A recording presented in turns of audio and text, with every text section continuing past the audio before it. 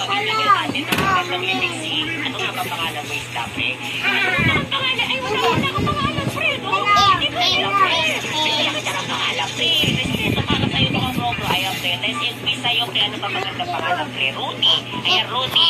Rest in peace sa'yo, Rudy. Fred, pasensya na, Fred. Yanin, naulog ka, ha? Sadyang igugay ka na sa Percival Pump, Pero bibigyan kita ng marangal na libing dito para, ayan, Fred.